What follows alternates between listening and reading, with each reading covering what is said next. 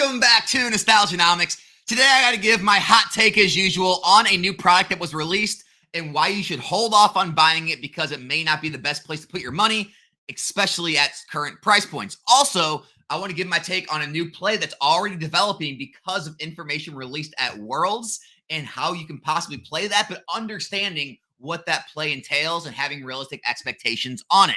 So let's go ahead and jump into all that good stuff. Before we do that, though, I got to shout out today's video sponsor. It's Arizona TCG. They're a consignment service for all your PSA, BGS, and CGC slabs. They have very transparent rates where it's 13.5% for any cards over $100. And anything under $100, they do tack on an extra $5 shipping fee, which is basically what it's going to cost you to do it yourself on eBay. If you're wondering what it's going to take to do it yourself on eBay, well, for an $80 card, you're basically going to get paid out $63.40 on eBay. With Arizona TCG, you're still going to take home more. If you sell a higher dollar card, way up at like $300, well, you're going to take home, $255 on eBay, where you're going to take home $260 on Arizona TCG, and that's with them doing all the work for you. So if that sounds like something that you need to move your slabs, make sure to check out Arizona TCG. The link will be in the description and the comment section below. All right, first up, the Terapagos UPC. Alex, you love UPCs. I know you're going to promote this product. Wrong. Terrible product. Don't like it. I don't think it's going to do well. And some of you are all, feeling like you're on the top of the world, kings of the world.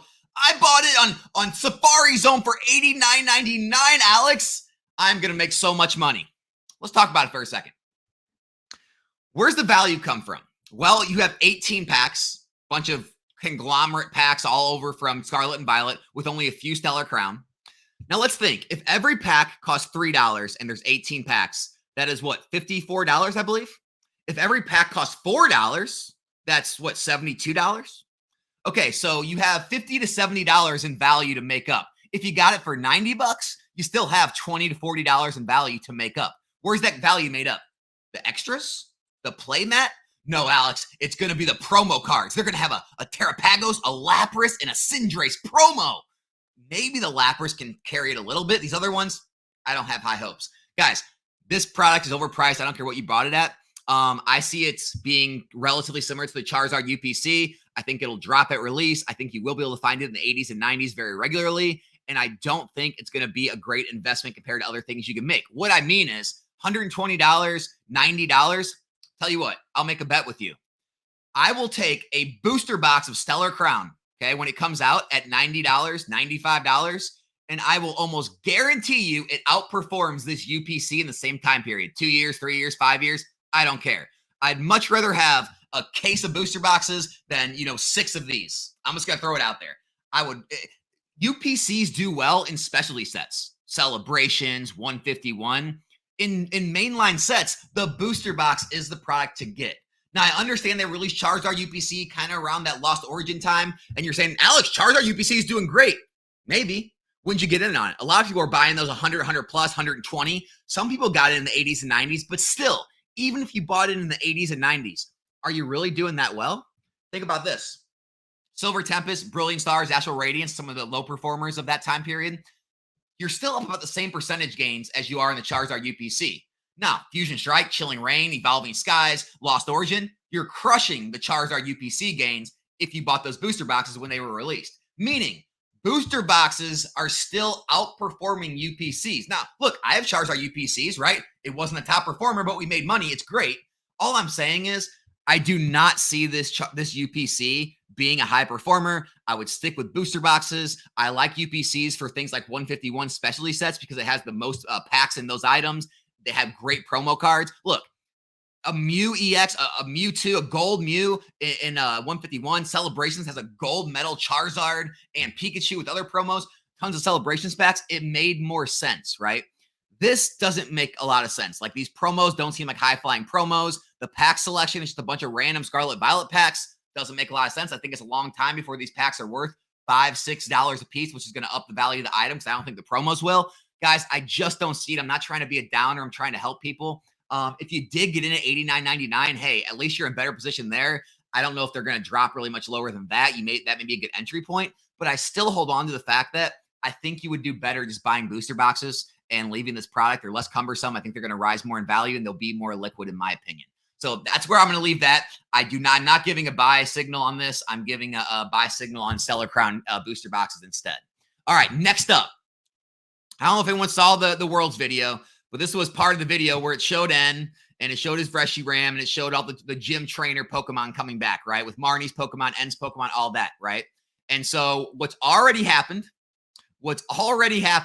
is with this card here, we are seeing a massive buyout already. So look, you can see what the normal sales volume was. In 8.4, it was like maybe 5 to 8 a day, right? 8.5, 8.6, maybe 5 to 10 a day of this card would sell, right? All the way up until that announcement came out right around here. Watch this. Ready? Right here. Now watch, 8.19. Look at all these sales on 8.19. Look at that.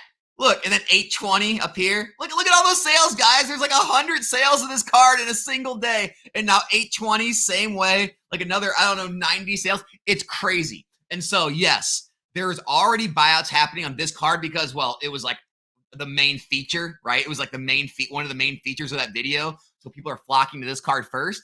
Now, I do think this will carry over to other trainer Pokemon in these trainer galleries, right? I think you can definitely we could see another rise in trainer galleries with kind of like the Pokemon with the actual trainers in the cards, like the Mimikyus, the Sylveons, the Umbreons, right? Like Cynthia's Garchomp, things like that. We've got, obviously the Reds Pikachus. We've got everything Silver Tempest, like the May with her Blaziken, things like that.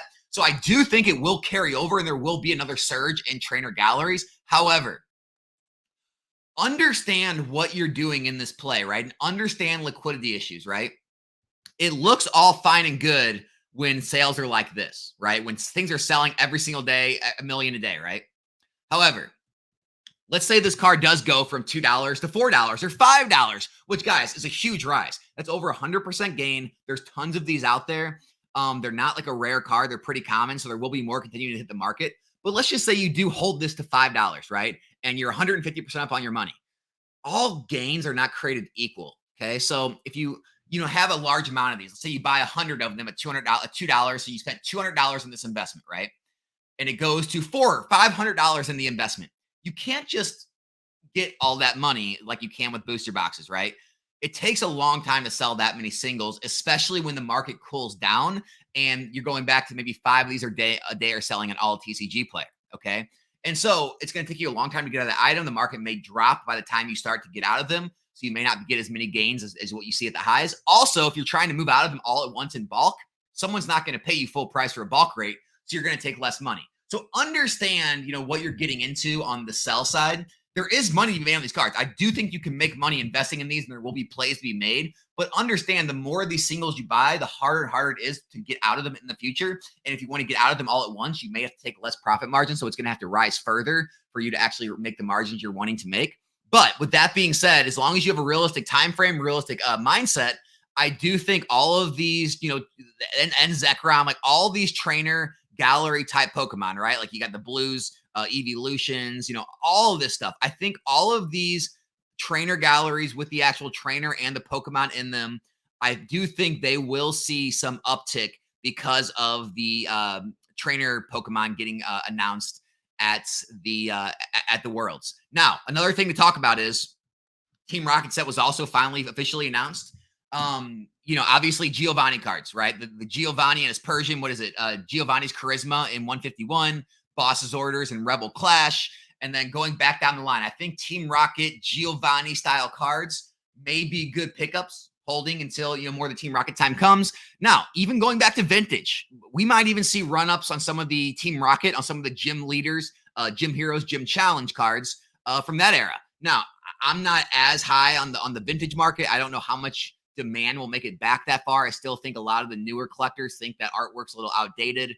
And even though it's kind of bringing back that original theme, I don't know if people are going to want to go back and collect those. I think they'd probably go back and collect the trainer galleries and the cards that kind of still hold up. But that's my opinion. You can definitely make that play as well.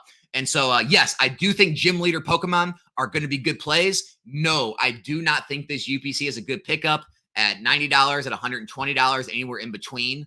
I think it's going to sit there for a while. I think we'll see price drops. And I think if you want to spend $90 to $120, guys, pick up Stellar Crown booster boxes. I truly believe Stellar Crown booster boxes will outperform these UPCs getting released with these.